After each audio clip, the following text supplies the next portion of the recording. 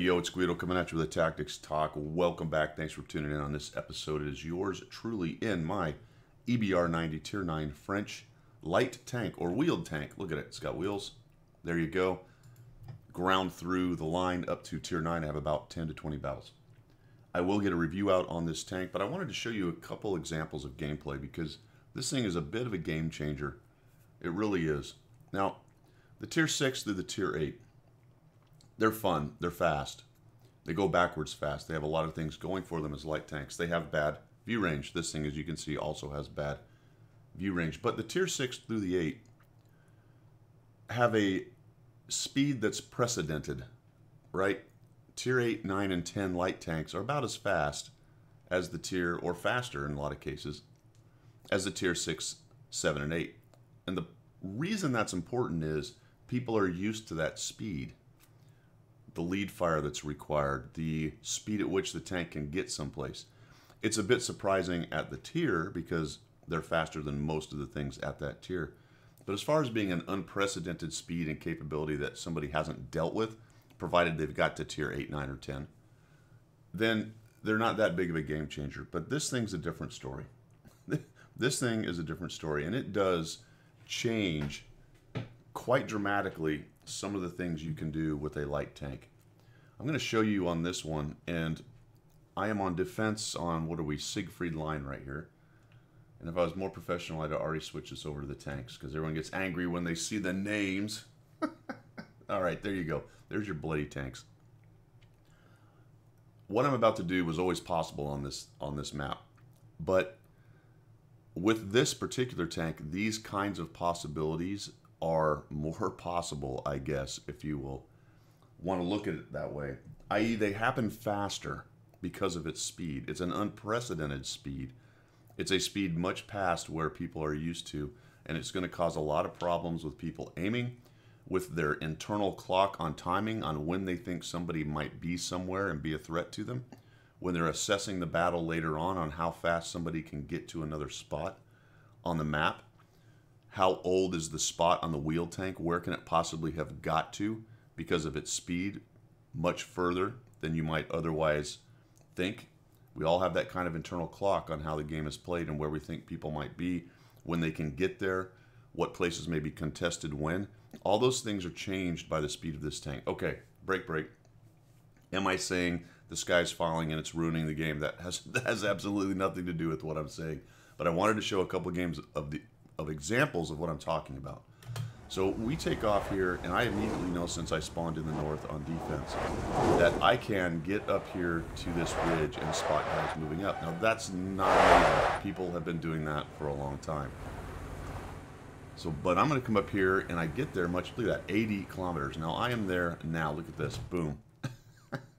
that poor artillery is caught out, and he might be actually moving forward, so that's his own fault as well. But look how deep inside my spotting range he is. Any light tank could probably get there, but I got there much faster. Any other light tank would still be back about here. When I play artillery and I spawn in here, I immediately start trying to get out of there, and I often know if I'm in a slow one, I'm not going to get away. But this speed just exacerbates that problem. You'll see that I just come across here, I get that auto aim, and just blap that poor guy. Turn around, relatively fast reload. Up on the ridge. Oh, the depression on this thing is a little depressing, and I did have to expose myself, but there's multiple other shots going in. The poor ISU cannot get to where he wants to try to get. Takes another hit. And because of my speed, it makes it much more difficult for the enemy to hit me. Now, I exposed myself a couple times. I didn't really want to go to the well too many more right initially, but look at this. We've already wiped out 2 of their good Tier 9 tanks. So I've got this ISU right here. He's not really looking. Would have been nice if I could have got a shot. The depression on this is not as good as the other ones, so you do have to fight it a little bit. Come in here and see if we can get... Oh, man. And there you go. That's just kind of a snap he had to go for.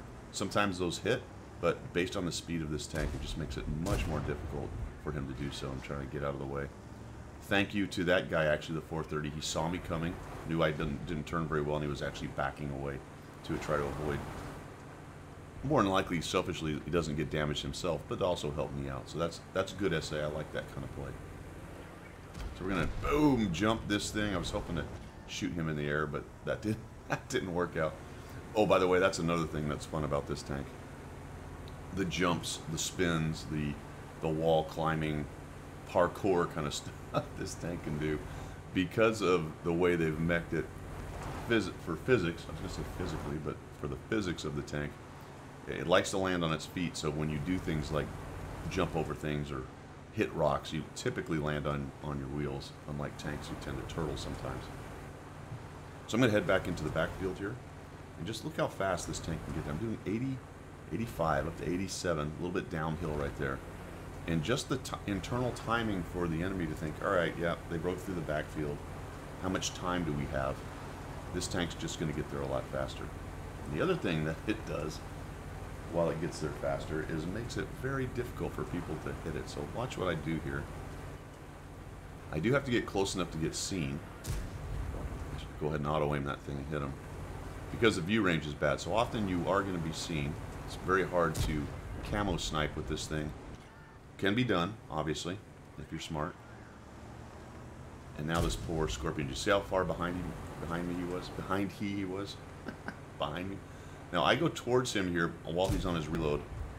There we go, and then I give him relative line of sight from left to right or right to left, and that's what I'm doing here to approach. But when he fires, I go straight at him in order to help my shot. So we go around this poor guy. He's just getting wrecked. His turret is really slow. I know this. Unless he's turning his hole in his turret, he's going to have a hard time, but he's not smart enough, or he's tracked. And there's that turret. Looks like I might have actually damaged it, and he misses. Once he misses, I know I've got him. I've got you now. And down he goes. And I have been shot at by multiple people over there. It's just the speed is giving them all kinds of trouble. The more range and the more speed, there's another one right behind me, the harder people are to hit. Now, people will get used to it. Right now, it's probably worse for the opponents of this thing than it will be in, say, 2, 3, 4 months as people get used to it.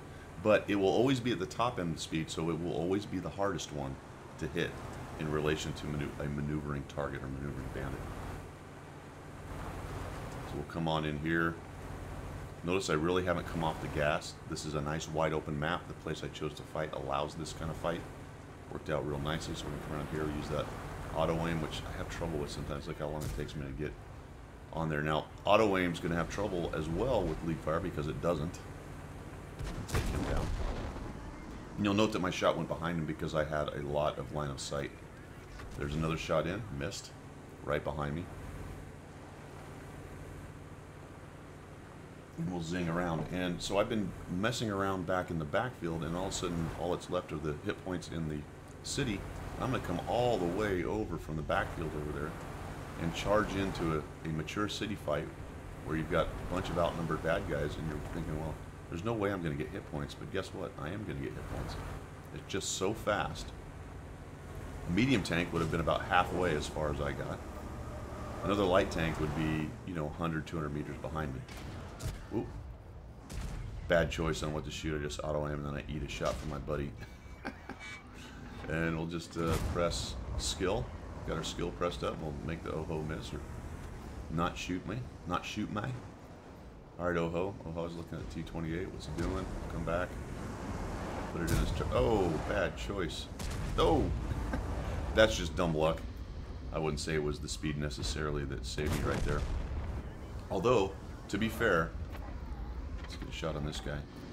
It was moving a little faster than he was probably used to, right? Because it goes forward and back so quickly.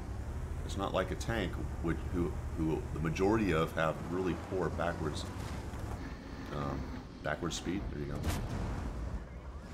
And I know I'm going to eat a shot, but I'm pretty sure I can take it. If he high rolls, he's probably got me. But he ends up dying anyway to the 100.01. So 5 kills, 3,343. Top tier, granted, in a 2-tier battle. So that's always good and going to help your damage output. Your damage output. But I wanted to show that because it's a great example of the mobility and the trouble people will have playing against this tank and some of the things you can do to leverage it. Remember back at the front where I skimmed this ridge over here. One of the reasons that it's got a bad view range is that exact reason right there. is I believe the developers didn't want it to be so dominant early on early lights, especially on smaller maps like this. It may be that they're going to have to change some of the spawn points. Unfortunately, if they change the spawn points and move the attacking team further back, then that's just going to help out slower lights and things. So I really don't know what the fix is there, to be quite honest, other than to spawn in this tank later, or just accept that this kind of thing is going to happen. Again, it has happened in the past. That is something you can do on this map. So I'm not saying I've invented this brand new tactic, but the speed of this thing and the maneuverability just exacerbates, or however you want to look at it. If you're the enemy, it exacerbated the problem, right? If you're me and my team, then it really helped us. All right, let's move on to the second example.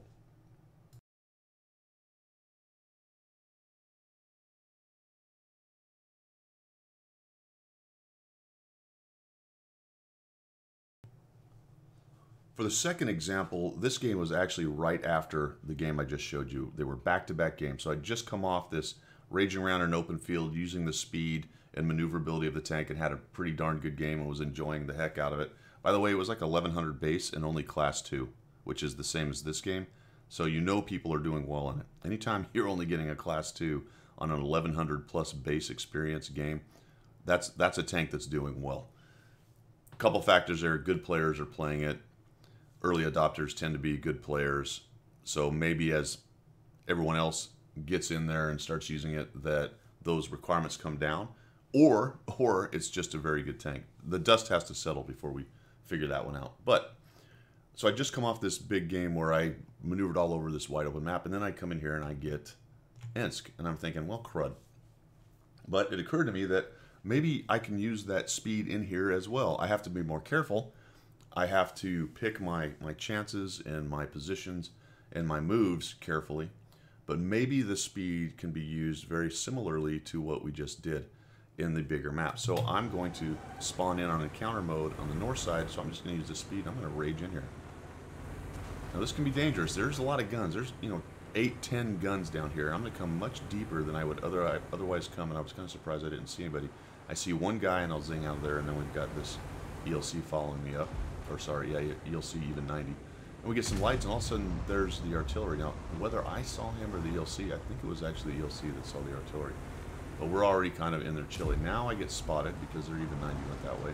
So I'll bail out. And I'm just using the speed to make it much more difficult for the enemy to hit me. You see me raging around at 8, but I do have to be careful.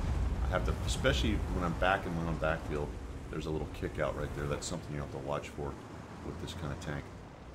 I am very careful about my own team. I don't want to come just raging back here and ram into Artie or kill myself or do something silly.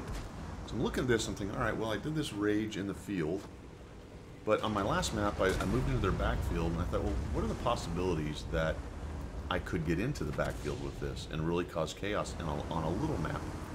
Now, if I come around a corner, I go into the city, and I meet up with some big derp gun or a couple tanks, a couple mediums. The jig is up at that point. No amount of speed or capability other than luck is going to get me through it. But I noticed that the ISM has turned that corner and he's gone all the way down without taking a shot from a TD or running into a couple heavies. So I figured, well, let's see what happens. Let's see if this tank can cause chaos in the backfield on what is essentially a city map. So we'll come around here. I see the Rev. He's in the corner, which I'm glad for. So I'll duck over to the right and try not to get proxy lit as I go by. But I think he actually gets a line of sight on me on this as we go by there. And in any event, there's an artillery, so I find him. There's a T-32, and all of a sudden I found the artillery and I hit the ground. Unfortunately, maybe it was the fence. I need to watch out letting the T-32 get a shot on me, but he doesn't seem interested, at least initially, in coming around the corner and taking me out. So I'll just go ahead and go past where he has an opening, kill him, and then move on to the next artillery, who thankfully misses me, and I fix it. So that is something you want to do and think about, is using the kit to remove stun so you can get reloaded and get people dead faster. So we'll come in here. I noticed that the Tiger 2. Alright, so this is important. The Tiger 2, I think the Centurion has just noticed me. If he doesn't, he will pretty soon. But the Tiger 2 has no idea I'm back there. Neither do these two TDs. Because the timing is wrong, right? Why would they expect someone to be back there so fast? They had some guys go into the city, and all of a sudden, this dude is behind him. I ignore the Tiger 2 because the longer he doesn't know I'm there, the better. And I'll just come in here and I'll shoot this guy. I find the 103. I do a little spin around here, and oh darn it, there's another TD over there, so we'll dodge out of that guy's way. Somebody misses, and the Centurion now understands I'm there and is coming after me. The Scorpion G is a problem. The Pershing's paying attention. Running into things will slow you down. That's not good. And now it's time to get out of there, right? But what's going on here? we've got 3 of their tanks at least coming my way, trying to get rid of me. We have the Scorpion G lit. These guys all have their back to our tanks over there, which has taken pressure off the fight there in the... And unfortunately, I bounced off that guy, which has taken pressure off the fight over in the field. And I'm so fast, I just run away from them, and now I come in here and I help this guy. And we come over here and dodge in around this, and if I'm careful driving, I can still use the speed. I'm still doing 80 in the middle of a city, and I come around here and I'll just unload this guy and give him 265. Now T-49 blaps the ISM. I'm pretty sure he really would have liked that guy to go away, but he doesn't. We'll take that guy down, and now I'm chasing this poor T-49 who does not survive the ISM, and our Tiger II has taken advantage of the chaos. Our Tiger II takes advantage of chaos, moves up, and now is in all their chili as well. We got the Scorpion G gets nuked by artillery. He's trying to take me on. Pershing does a nice job here getting his gun online and takes a shot and hits me. And now he's irritated, so he's going to come after me. And look at the speed. We're just ring around the rosy. Took another shot on him. He gets one on me, so good on him. I don't think I survived this fight, actually. Moving through here. Maybe I do. And now I've just changed the fight again. All right. So, sorry, Pershing, you don't get to shoot me. Thinking about trying to help them out, and then we've got a Centurion and a Tiger II. Move through here. Another auto aim. Across there. And they've got the E-75 coming out. Pop out. Hit him again. Oh. And now he's really irritated. And nice job on his part. He finally gets a little bit of RNG luck. Swings his turret around. Maybe an auto aim or just a really good shot. Ends up taking me down. But 4 kills. 2,904. 1,784 assists. And just a great second example of the chaos this tank can cause if you play it well. Now, I'm not going to sit here and tell you that you can just drive into the backfield and disrupt the enemy every game. You have to pick your chances. But it is a fact that this tank is much better at it than any other in the game. Then maybe the tier 10's even better. I don't know. I feel like maybe it's not at tier 10, but I would have to play it obviously to see. But in a game like this where it's 8s and 9s, this tank really can be a game changer in certain situations, and even on a city map. So I enjoyed those 2 games. I really did. There's a larger question about whether that's really good for the game or not. I'm going to let that one lie and just talk about how fun those 2 games were. And I'm going to give you a bonus example of something as well. So let's move on to the third one.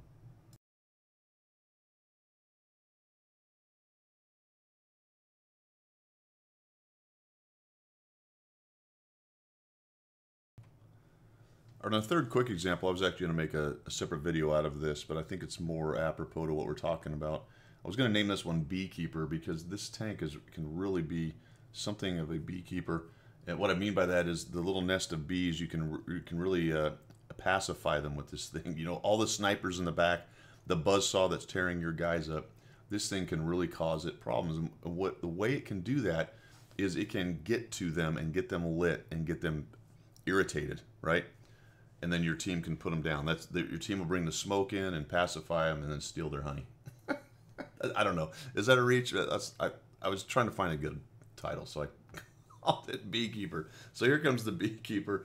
The Oho is nearly dead. You can see that we're on mines, and we took the hill. So this battle's been going on for 4 minutes and Math in Public 14 seconds.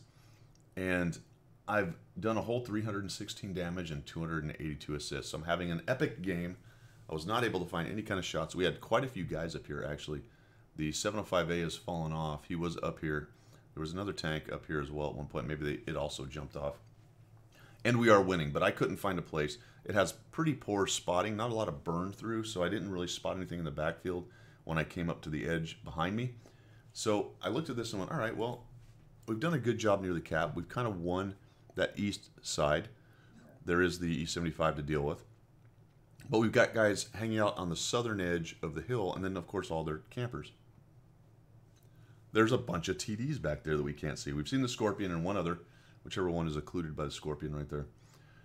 But, so how do we like those guys? Well, let's see if this really fast, crazy wheeled tank can get there unscathed or relatively unscathed and start getting them lit. Whereas a medium coming around this corner and trying to get there is probably going to get wrecked by 2 to 4 TDs and some artillery. Let's see how this thing does. So I load up some HE because I know that the Yoho is a near dead. I'm just going to come swinging around here, surprise this guy, and he's like, oh man, that's not good. I can't get my gun on, and take him down. And then I'm going to dive straight for this cover. You notice there are shots coming in. There's a Scorpion G, there's a 103. Thankfully, the Charioteer and the Scorpion G, the other Scorpion G, they do have two of them. Lovely Tank XD is covered up by the terrain there. And I sort of hoped that would be the case because I saw that's the place that they were last spotted. And I know that there's this little place to tuck up right here. Right? Sure, they could push into me, but we've got all this. Right? We've won here. We've got guys on the hill. I get in here. I'm going to stir the bees up. I'm going to come this way. We've got all kinds of dudes lit up there. And we'll come up here, and then we'll just start. Now, they can't really do anything. I've got them proxy lit. They were going to probably be in trouble otherwise, but I got these two guys occupied completely. There's not, unless they push into me, there's not a whole lot they can do. And here comes the Sturv, right? The beekeeper. The bees are pissed. The Sturv goes by, the Scorpion dies. We go over here, and I get a 112. That's a bummer. Bad angle, so that doesn't happen. He's trying to get away. All right, the Charioteer says, that's my chance to hit this guy. And I'll just start using the maneuverability. I thought I was going up that hill, but I didn't. Why? Because I hit the rock. So I know I'm going to take another hit, probably from the Charioteer. Put a hit into the 103. Ow! But look at this. It's just chaos. Really, just getting into the nest, into the... It's not a nest. It's not a nest. It's a hive. Getting into the hive, into the Campa Lampa Ding Dong back there, and just getting them all agitated. And they all come out of their hive, and then we come in there with the smoke, pacify them, and steal their honey. This one really went off the rails. But anyway, the point of all that is, it's something this tank can do. Yes, you can do it with other tanks. This one does it better. It does it very well, as a matter of fact. All right, guys, thanks for tuning in. That is it for the EBR 90. The next coming of... No. I'm out. See ya.